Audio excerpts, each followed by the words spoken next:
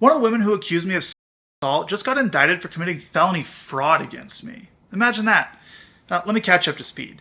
In the last 3 years, 2 women have taken legal action against me. Two, okay. Lindsay Hill started all of this. You may remember her from this video, as the girl who set me up and lied to the world in an attempt to take my money.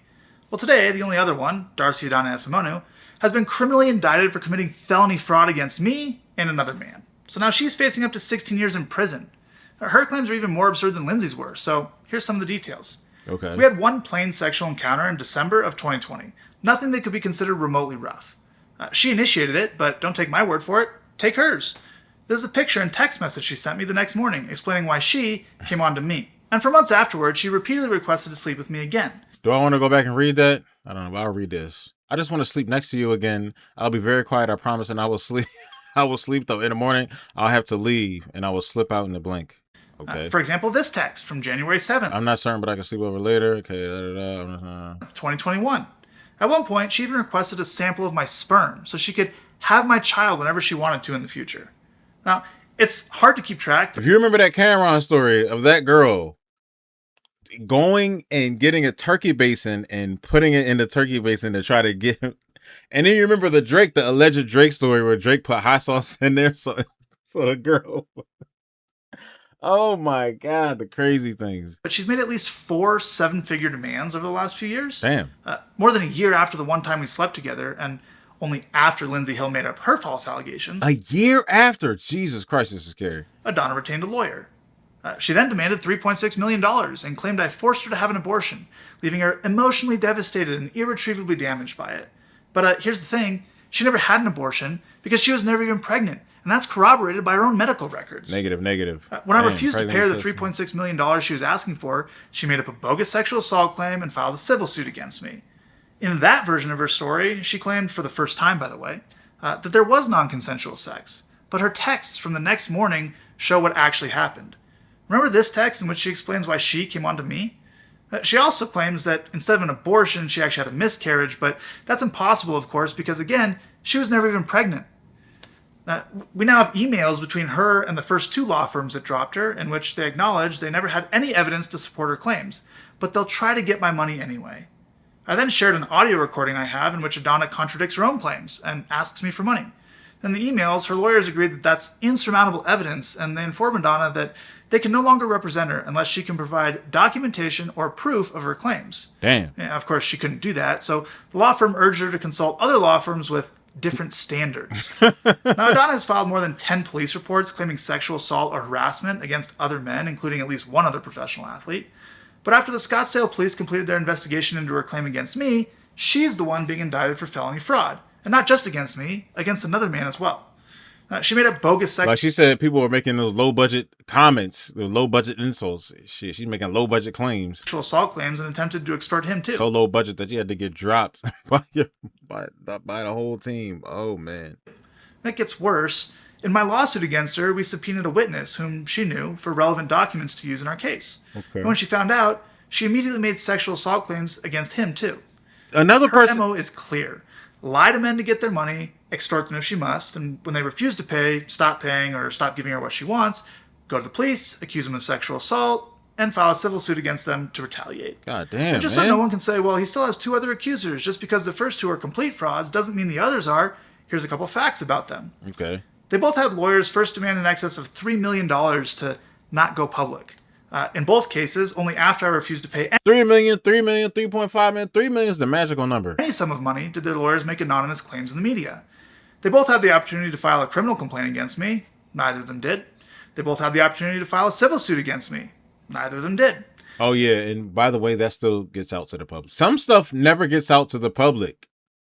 That's how we don't know that stuff happens. But what happens is that gets reported too. Reportedly paid whatever $1 million for it not to go public. But most of the time, people are going to believe a situation happened that is true than not. They be like, do you really think it paid $3 million to not go public, or did it actually happen? You're never going to know. But most people are going to be like, oh, you paid that lady $3 million. Like, They both had the opportunity to participate in Lindsay Hill's civil suit against me. but I'm not talking about him. I'm just talking about a hypothetical. Just a hypothetical. But we could see this went public. He ain't paying shit. They could have even done so anonymously. They both refused. One of them even submitted a statement to the court stating that she never made public accusations against me. The other refused to participate so vehemently that Lindsay Hill took legal action against her, trying to force her to participate. Damn. She still refused. So they both had the opportunity to testify under penalty of perjury. Neither of them did. One can only wonder why. Perhaps it's because all of their claims against me are lies. Now, it's been 2 years since these women and their lawyers attempted to weaponize anonymous claims in the media against me to take my money.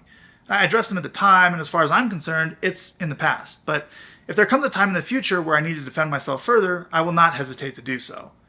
For now, there's no reason to speak further on this topic, though, because outside of Adanna, who's now been indicted with felony fraud, there are no claims against me, no ongoing investigations, and no outstanding lawsuits.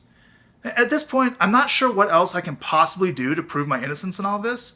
I did not do what I was accused of. And every institution that our society is entrusted to rule on issues like these, like courts, judges, law enforcement officers, prosecutors, they all agree with me. They've rejected every single claim made against me, even going as far as charging one of my accusers with a felony. If any evidence of any of these claims actually existed, I would have been charged, or at the very least arrested. But that never happened. What else do I have to do to prove that this entire situation has been a massive lie? There's nothing you could do. This is insane. At what point do I get to go back to work and continue earning a living? Even if you get proven all the way innocent, what happens is, even if you do go back to your old work, whatever you used to do, whatever company you were working for, under whatever contract hires you back, there's still now a weird energy because there was accusation and allegations. Now at 1 o'clock, from accuser to defendant. A woman who claimed that former Major League pitcher Trevor Bauer sexually assaulted her is now facing criminal charges. No, I don't like white guys. I use them, try to sue them, accuse them. KTLA 5 Samantha Cortese joining us here in the studio with the story.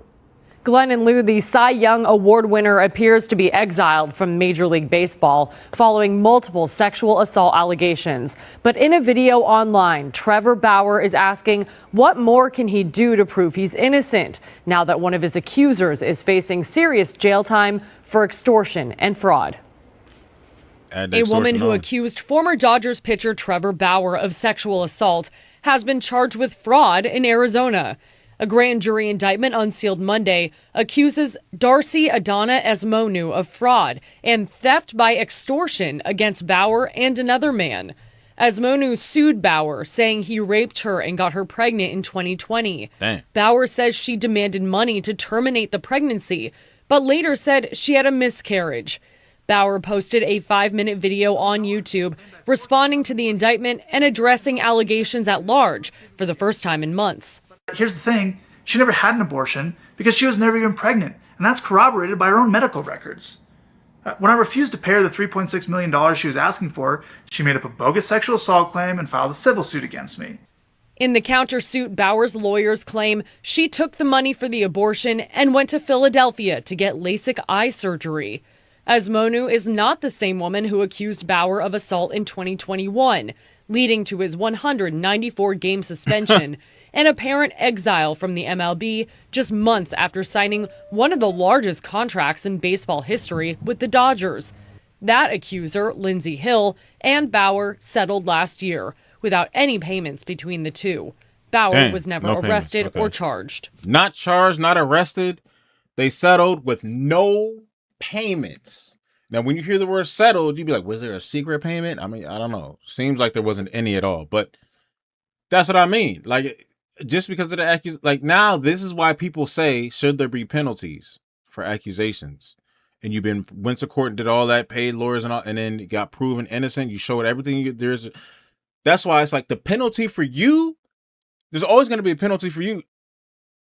I can't make any money anymore. I can't even go back to work. I can't. I still got a penalty even though you lied 100%. That is exactly the reason why people say, hey, should the person be charged? Like, what penalty should be had on the person that, you know, of course we see the extortion and everything else, but the other two girls, like, what penalties did they get for lying and bringing somebody to court? Like, accusing somebody, you made somebody lose their job, lose how they eat, how they, you know, support their families, support themselves, put food in their mouths. You made them lose that. So, and then nothing happens to you. You go back to your whatever. I don't know. Some I've heard of some people losing their jobs, some women losing their jobs or whatever, that accuse people of things, you know. But at the same time, okay, well, if they still, a lot of times they don't, they still work and do the same thing they were doing before. You know what I mean? They live happily ever after or whatever, or live with the guilt, oh, that you lied and all that. Like, that's it. There's no penalties, no jail time, no nothing. Like, do jobs automatically fire or automatically lay off people or terminate people that have accused somebody, lied, and all that other stuff? I'm not talking about the one that actually got charged with fraud and extortion, but the other two. You know, so that, yeah, that's why people say that, man, because it puts a stain on them for the years to come, you know? So, yep. At this point, I'm not sure what else I can possibly do to prove my innocence in all this. I did not do what I was accused of. And every institution that our society is entrusted to rule on issues like these, like courts, judges, law enforcement officers, prosecutors, they all agree with me. They've rejected every single claim made against me, even going as far as charging one of my accusers with a felony. At what point do I get to go back to work and continue earning a living? We tried reaching out to Asmonu and her legal team, but were unsuccessful. Her next court date is next week, and she could face more than 16 years if convicted on both charges. It just says one of his accusers has been ordered to pay. It just says one of his accusers has been ordered to pay $300,000 because of this.